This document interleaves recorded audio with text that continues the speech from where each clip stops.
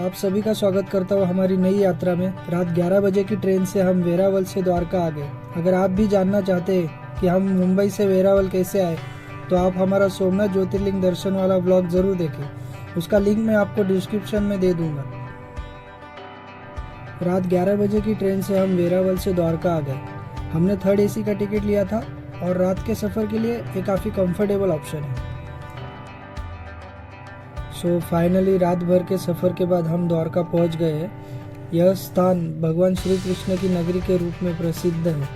यहाँ का वातावरण बहुत ही शांत, भक्तिमय और सकारात्मक ऊर्जा से भरा हुआ है।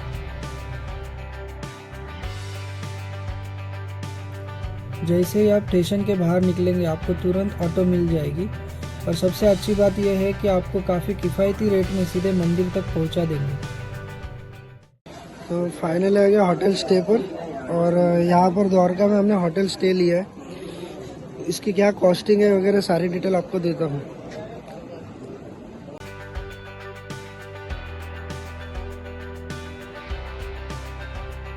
हमने अपना होटल गोमती संगम के पास लिया था। क्योंकि हम ग्रुप में थे तो हमें प्रति व्यक्ति लगभग 1000 रुपये में रूम मिल गया था।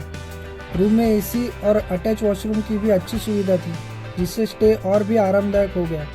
रूम काफ़ी बढ़िया था। जैसे ही दरवाज़ा खोलते थे, सामने ही गोमती संगम के दर्शन हो जाते थे। और सबसे अच्छी बात, द्वारका मंदिर वहाँ से सिर्फ 10 मिनट की वॉकिंग दूरी पर है। लोकेशन और व्यू दोनों ही एकदम परफेक्ट थे। द्वारकाधीश मंदिर के दर्शन से पहले गोमती संगम में स्नान करना पारंपरिक रूप से अत्यंत शुभ और पवित्र माना जाता है। ऐसा माना जाता है कि यहाँ स्नान करने से मन और आत्मा दोनों शुद्ध हो जाते हैं और फिर मंदिर में दर्शन का अनुभव और भी दिव्य हो जाता है। मंदिर के आसपास का माहौल बहुत ही भक्तिमय होता है। चारों तरफ छोटी छोटी दुकानें हैं, जहाँ से आप प्रसाद, फूल माला और धार्मिक चीजें खरीद सकते हैं।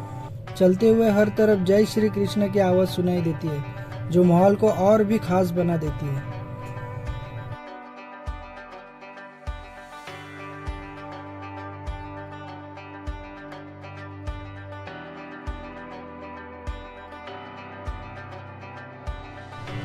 यह मंदिर अत्यंत प्राचीन और भव्य है। ऐसा माना जाता है कि यहाँ दर्शन करने से मन को शांति मिलती है और सभी इच्छाएं पूर्ण होती हैं। जैसे ही आप मंदिर के अंदर प्रवेश करते हैं, एक अलग ही ऊर्जा महसूस होती है। और फिर वो पल आता है जब आप भगवान द्वारकाधीश के दर्शन करते हैं। वो अनुभव शब्दों में बयां करना मुश्किल है।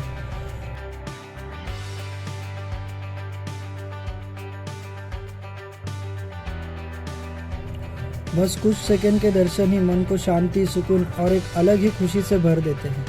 जय श्री कृष्ण।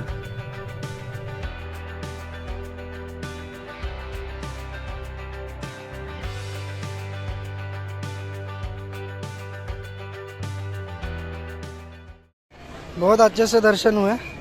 यहाँ पे अंदर मोबाइल अलाउड नहीं है, आपको मोबाइल बाहर ही रखना पड़ेगा। पर यहाँ की सिस्टम बहुत अच्छी है।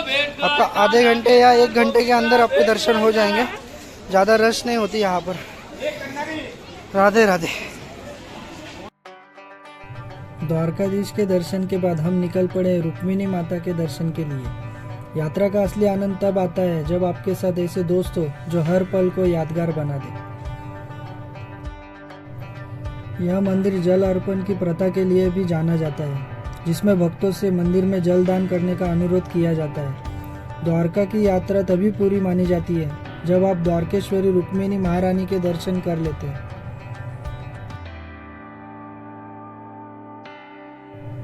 हम सुदर्शन सेतु के रास्ते निकल पड़े बेट द्वारका के दर्शन के लिए।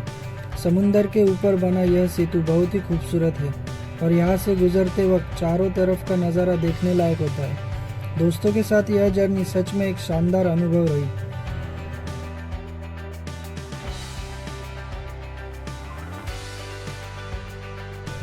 बेट द्वारका एक बहुत ही पवित्र और ऐतिहासिक स्थान है, जिसे श्री कृष्ण का निवास स्थान भी माना जाता है। यह द्वारका से कुछ ही दूरी पर समुंदर के बीच स्थित एक द्वीप है। यहाँ का मुख्य आकर्षण बेट द्वारकाधीश मंदिर है, जहाँ दर्शन करने के लिए दूर दूर से श्रद्धालु आते हैं।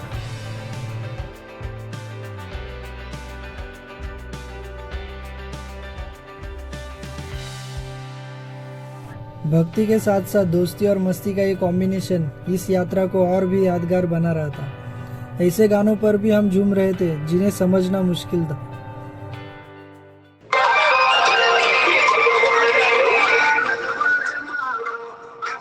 सब लोग देखे।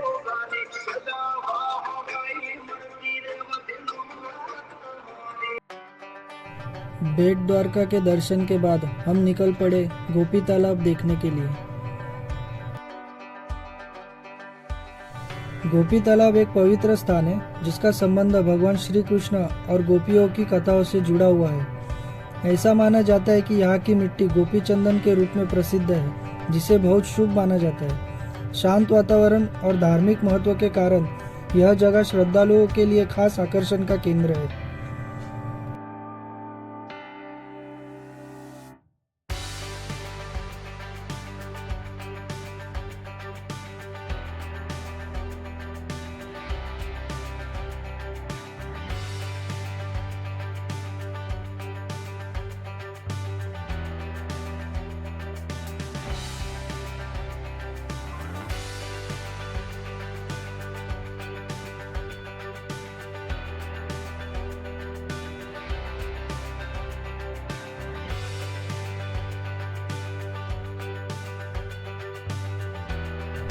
तो दोस्तों, द्वारकाधीश के दर्शन के बाद अब हम जाएंगे नागेश्वर ज्योतिर्लिंग के दर्शन के लिए। तो बने रहिए हमारे साथ इस पवित्र यात्रा में। हर हर महादेव।